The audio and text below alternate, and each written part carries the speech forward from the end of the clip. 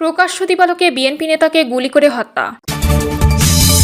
এদিকে ওসমান হাদির স্বাস্থ্যের সবশেষ তথ্য জানালো ইনকিলাব মঞ্চ। জানাবো বিডিআর কমিশনের প্রতিবেদন, হত্যার অনুমোদন দেন তাপস, জিম্মি করার শেখ সেলিম। এবং সর্বশেষ জানাবো ভারতে বাংলাদেশি হাইকমিশনারকে তলব। দর্শক শুনছিলেন সংবাদ শিরোনাম, এবার জানিয়ে দিব বিস্তারিত সংবাদ। তবে তার আগে অনুরোধ থাকবে ভিডিওটিতে একটি লাইক দিন এবং ভিডিও সম্পর্কে আপনাদের গুরুত্বপূর্ণ মতামত কমেন্ট করে জানিয়ে দিন। আপনাদের প্রতিটি কমেন্ট আমাদের অনেক অনুপ্রেরণা যোগায়। প্রকাশ্য দিবালোকে বিএনপি নেতাকে গুলি করে হত্যা। পাবনায় প্রকাশ্য দিবালোকে বীরু মোল্লা নামে এক বিএনপি নেতাকে গুলি করে হত্যা করা হয়েছে। সকালে ঈশ্বরদী উপজেলার লক্ষ্মীকুণ্ডা ইউনিয়নের কামালপুর এলাকায় এ ঘটনা ঘটে। নিহত বীরু মোল্লা উপজেলার কামালপুর মোল্লাপাড়া গ্রামের মৃত আবুল মোল্লার ছেলে ও লক্ষ্মীকুণ্ডা ইউনিয়ন বিএনপির আহ্বায়ক ছিলেন। নিহত বীরু মোল্লার ছেলে রাজীব মোল্লা জানান, আমার বাবা বীরু মোল্লা ও জহুরুল মোল্লা সম্পর্কে চাচাতো ভাই। জহুরুল মোল্লা দীর্ঘদিন ধরে আমাদের সম্পত্তি জোরপূর্বক দখল করে রেখেছেন। দিবাগত রাতের আধারে আবারও চরের জমি দখল করে মাটি কেটে বিক্রি করেন তিনি। সকালে বিষয়টি জানতে পেরে আমি ও আমার বাবা জহুরুল মোল্লার বাড়িতে গিয়ে মাটি কাটার বিষয়টি জিজ্ঞেস করি। এতে ক্ষিপ্ত হয়ে তিনি প্রকাশ্য দিবালোকে অবৈধ আগ্নেয়াস্ত্র দিয়ে আমাদের লক্ষ্য করে গুলি করেন। এতে আমার বাবা গুলিবিদ্ধ হয়ে ঘটনাস্থলে মারা যান। আমি আমার বাবার হত্যার সুষ্ঠু বিচার চাই। ঈশ্বরদী থানার ওসি মনিরুজ্জামান জানান, গুলিবিদ্ধ হয়ে ইউনিয়ন বিএনপির আহ্বায়কের নিহতর খবর পেয়ে ঘটনাস্থলে অতিরিক্ত পুলিশ মোতায়েন করা হয়েছে এবং নিহতের লাশ উদ্ধার করে পাবনা জেনারেল হাসপাতালের মর্গে পাঠানোর প্রস্তুতি চলছে। লিখিত অভিযোগ পেলে পরবর্তী আইনগত ব্যবস্থা নেওয়া হবে। ওসমান হাদির স্বাস্থ্যের সবশেষ তথ্য জানালো ইনকিলাব মঞ্চ।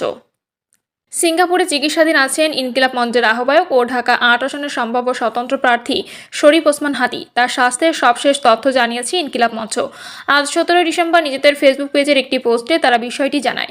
সেখানে বলা হয়েছে, স্বাস্থ্য স্থিতিশীল হওয়ার অপেক্ষায় রয়েছে।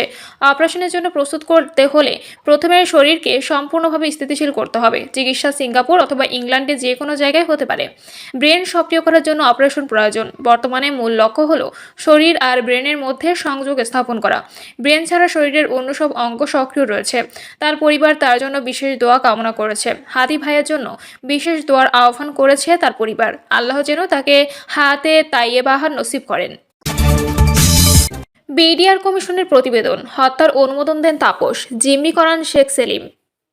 ঢাকা দক্ষিণ সিটি কর্পোরেশনের সাবেক মেয়র ব্যারিস্টার ফজলে নূর তাপস ২০০৯ সালের ২৫ ও ২৬ ফেব্রুয়ারি পিলখানায় বিডিআর সদর দপ্তরে সংঘটিত হত্যাকাণ্ডের অনুমোদন দেন। তার অনুমোদন পাওয়ার পরই বিদ্রোহী বিডিআর সদস্যরা পিলখানার ভেতর সেনাবাহিনী অফিসারদের হত্যা মিশন বাস্তবায়ন করেন।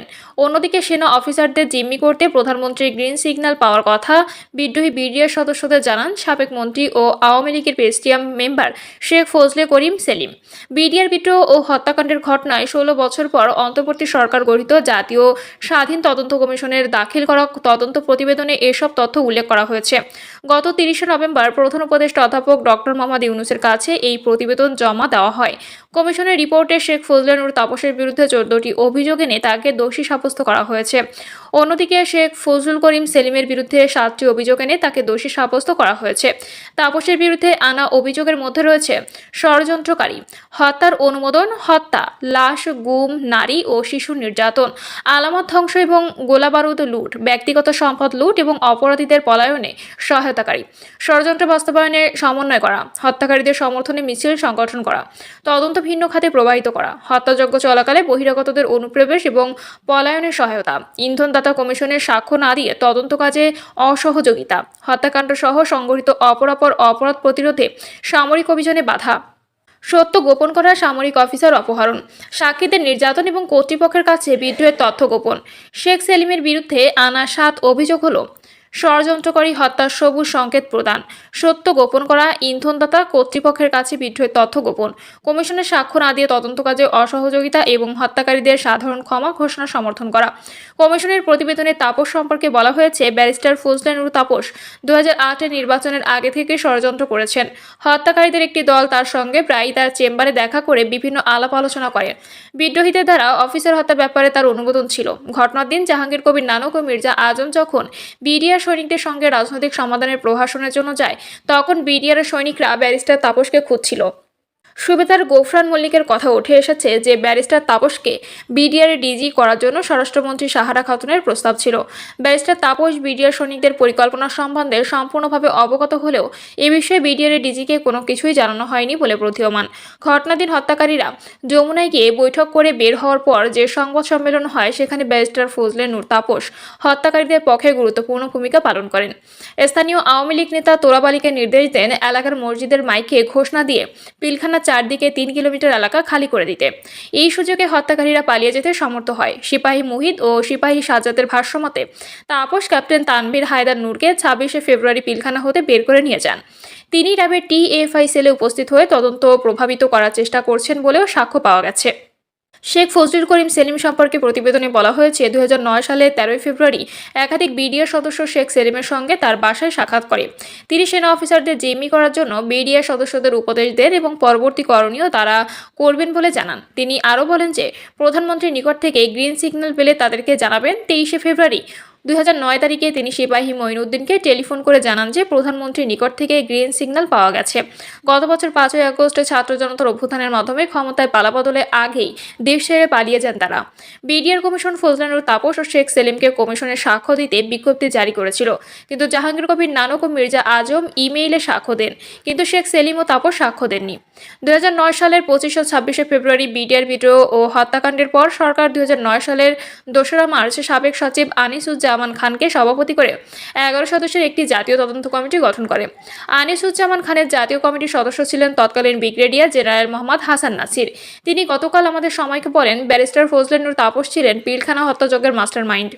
শেখ সেলিম, ফজলে নূর তাপস সহ শেখ পরিবারের কেউ আমাদের কমিশনে জবানবন্দি দেননি। শেখ হাসিনার নির্দেশ ছিল তারা যেন কোনো জবানবন্দি না দেন। তিনি আরও বলেন, তাপসই সেনা অভিযানে বাধা দেন এবং সেনাবাহিনীকে আবাহনী মাঠের দিকে সরে যেতে বলেন। বিভিন্ন সাক্ষীর জবানবন্দি সূত্র নিয়ে বিডিআর কমিশনের প্রতিবেদনে উল্লেখ করা হয়েছে, শেখ ফজলে নূর তাপস ফোনের নির্দেশ দিয়েছিলেন একটি ছেলেকে মিছিল সংগঠিত করে বিডিআর সদর দপ্তরে প্রবেশ করতে। ফোন কলটি ডিজিএফআই রেকর্ড করেছিল। পরবর্তী সময়ে হাজারীবাগের একটি বাসা থেকে ছেলেটিকে ধরা হয়। বয়স আনুমানিক 21 থেকে 22 বছর, পাতলা গড়নের, নাম সম্ভবত জুয়েল। মেজর মনির তাকে ধরেন। লেফটেন্যান্ট কর্নেল মোয়াজ্জেম নির্দেশ দিয়েছিলেন তাকে জিজ্ঞাসাবাদের জন্য টিএফআই সেলে নিতে, কিন্তু লেফটেন্যান্ট কর্নেল সালেহর নির্দেশে মেজর মনির তাকে র্যাবের কাছে হস্তান্তর করেন। প্রাথমিক জিজ্ঞাসাবাদে ছেলেটি স্বীকার করে যে তাপসের নির্দেশে সে মিছিল নিয়ে ভিতরে ঢুকেছিল। প্রথমে তার সঙ্গে বেশি লোক না থাকলেও বের হওয়ার সময় অনেক লোক ছিল। জুয়েল জিজ্ঞাসাবাদে স্বীকার করেছিল যে মিছিলে যুবলীগের লোকজন অংশ নিয়েছিল। এ তথ্য মেজর মনির লেফটেন্যান্ট কর্নেল সালেহকে জানান।